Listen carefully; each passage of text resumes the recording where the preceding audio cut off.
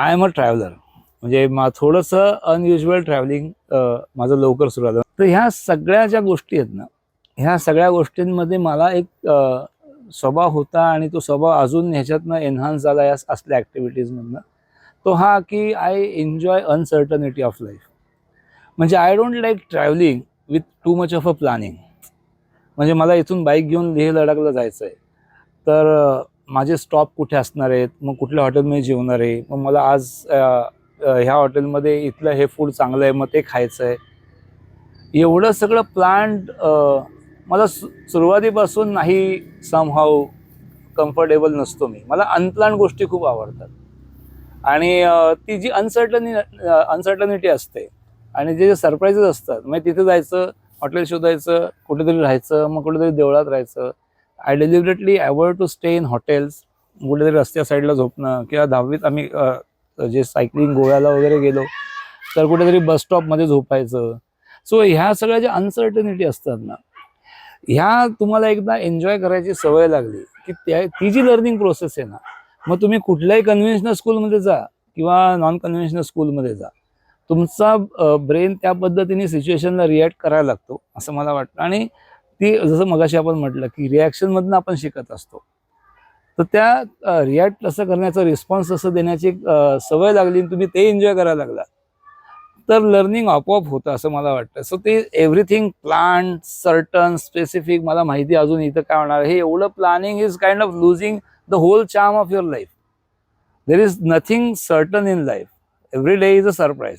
आणि तुम्ही every day you are trying to kill that surprise of life. Every day you are trying to plan it so rigidly. म्हणजे I really great surprise की when people say की मी लेहला गेलो, तर ज्या पद्धतीने प्लॅन्स असतात ठरलेले, आणि एवढ्याच दिवसात तो कसा बसेल, कारण मला त्याच्यापेक्षा जास्त दिवस देतं, मला हे जमलंच नाही समहाऊ. आय ऑलवेज थॉट की मला जायचं आहे ना, तर मी एक काम करतो, मला 1.5 महिना पाहिजे. मग तिथं गेल्यावर बघू, टेंटेटिव्ह रूट ठरवतो. त्यावेळेस तर आम्ही ॲटलासच्या मॅपवरती मार्कर घेऊन असतो, ते मार्किंग करून वगैरे जायचं. So uncertainty is something which helps you teach and learn many things in life. Certainty kills your learning whole process, असं समहाऊ मला असं वाटतं. I don't know. तुमचं काय म्हणणं आहे? माझं आता तुम्ही मला विचारायला तर आफ्टर मॅरेज आणि मुलींसाठी जेवढं सगळं आम्ही केलं किंवा बघितलं, त्याने मला असं वाटतं की माझे पेरेंट्स असे असले असते किंवा मला असं एक ॲटमॉस्फिअर मिळालं असतं तर नक्कीच मी त्याच्यातून शिकून वेगळं काहीतरी घडलं असतं. आणि माझ्या लाईफमध्ये या गोष्टी आय एम ब्लेस्ड की हा त्या विचारांचा आहे आणि ह्याच्यात फॅमिली सपोर्ट नक्कीच इम्पॉर्टंट आहे, तो सुद्धा मिळाला. तर असे बरेचसे पेरेंट्स आजही असतील की ज्यांना जर हे कळलं की असं पण काहीतरी असतं किंवा होऊ शकतं किंवा एक्झाम्पल समोर दिसले तर नक्कीच बरेच जण त्याच्या थ्रू जातील. म्हणजे मला असं वाटतंय की ते झालं असतं जर मलाही असं ॲटमॉस्फिअर मिळालं असतं तर. आणि म्हणून मी जास्त पटकन हा जे सांगेल त्याला अट्रॅक्ट होऊन, कन्व्हिन्स होऊन करायचं हे दाखवलं. मी रिजिड विचारांची नसल्यामुळे आम्हाला दोघांना ते करता आलं, शक्य झालं. पण येस, म्हणजे हे जर का लोकांपर्यंत पोचलं आणि लोकांना ती दुसरी बाजू कळली तर बरेच जण विचार करतील या गोष्टींवरती. हा म्हणजे सो आणि हे खरं म्हणजे हिचं आहे ना, ही गोष्ट खूप ॲप्रिशिएबल आहे की बाबा तिने एका पद्धतीने विचार केला, but she is not very rigid. आणि हे खूप मोठं ब्लेसिंग आहे की कधी कधी नॉन रिजिड असणं ही एका पद्धतीची रिजिडिटी असते. मी आयुष्यात काही नियम पाळणारच नाही हा एक मोठा नियम होऊन बसतो. सो हे जे आहे ना, शी इज व्हेरी फ्लेक्झिबल. आणि त्यामुळे आम्ही काही काही गोष्टी डिस्कस केल्या, तर कधी नाही म्हणणं, मग ती नाही म्हटल्यानंतर थोडीशी प्रोसेस झाली, थॉट प्रोसेस झाली, डिस्कशन झाली की मग ते कन्व्हिन्स होणं. बऱ्याच वेळा आपण अडकून बसतो की आता मी नाही म्हटले ना, आता मी हो नाही म्हणणार. हे असे जे वियर्ड असतात ना, ते स्वभाव हिच्याकडे नसल्यामुळे आम्ही ते डिस्कस करून त्यावेळेस डिसिजन घेऊन कधी कधी मला थोडासा चेंज करावा लागला, कधी कधी हिला चेंज करावा लागला, पण इट केप्ट हॅपनिंग. पण एक काही नाही होत रे, हा जो अप्रोच आहे ना, हा अप्रोच असेल तर खूप गोष्टी होतात असं मला काय वाटतं. एवढ्याने काही नाही होत रे, शाळेत ना नको जाऊ, काही नाही होत. आणि मग त्या व्यक्तीबरोबर खूप घडतं. ते टिपिकल एज्युकेशन ना, काही नाही होत, ते नाही घेताना काही फरक नाही पडत असं म्हटलं त्यानंतर खूप फरक पडतो आयुष्यात. काही नाही होणार आहे म्हटल्यानंतर खूप गोष्टी खरंच चांगल्या होतात. एक थॉट फक्त मला ह्याचा खूप पटलेला सांगते की जेव्हा मुली लहान होत्या तेव्हा असं आपण पटकन पाठवत नाही ना दुकानामध्ये की जागा तू घेऊन ये.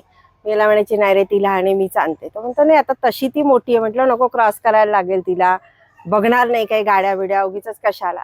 तर तेव्हा तो नेहमी म्हणायचं की जोपर्यंत आपण आहोत लेट देम डू थिंग्स, म्हणजे ते करतील तर आपण लक्ष ठेवू, पण अचानक ते मोठे झाले आणि आता तुमचं तुमचं करा, तर ते तसं करण्यापेक्षा आपण असं करू. मग आम्ही तिला जाऊ द्यायचो.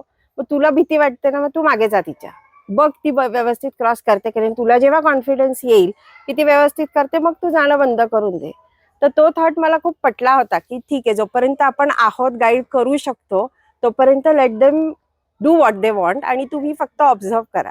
जिथे तुम्हाला वाटेल की ते चुकतायत काय तुम्ही थोडं डिस्कशन करा, त्यांना सांगा, आणि तुम्हाला कॉन्फिडन्स आला ते करतायत की मग लक्ष द्यायची गरज नाही. तर हा थॉट मला खूप पटला ह्याचा, मग तो आणि आम्ही तुला केलं पण तसं दोघींच्या मग बाबतीमध्ये. तिची भीती घालवण्यासाठी माझ्याकडे तो एकच मार्ग होता की जा मागे आणि बघ की, कारण की आम्ही बावधनला राहायचो आणि सिया वॉल क्लाइम्बिंग करायची त्यावेळेस ते शिवाजीनगरला. तर तिला कधी कधी मी म्हणायचो की तू सायकलवर जा. तर Bavdhan to Shivajinagar is 10 kilometres. तर ते मला माझा भाऊ किंवा घरातले की जे काळजीपोटीच म्हणायचे की बाबा इतक्या लांब तू कसं काय पाठवतो सायकलवर, आणि प्रत्येकाचं एक्सप्लेनेशन हे ठरलेलं होतं की नाही आपल्या वेळेस काळ वेगळा होता. म्हटलं आता तो काळ आपण परत आणू शकणार आहे का, त्यांना ह्याच काळात जगायचं ना. So let them face it ना. आय कांट ट्रेन देम की आपल्याला तो काळ परत आणून मग यांना बाहेर सायकलवर जाऊन द्या, असं तर होऊ शकत नाही. सो ह्याच काळात त्यांना जगायचंय, तर ह्याच ट्रॅफिकला त्यांना डील करायचंय, ह्याच सगळ्या गोष्टी त्यांना हे करायचं. They have to get some train with that kind of.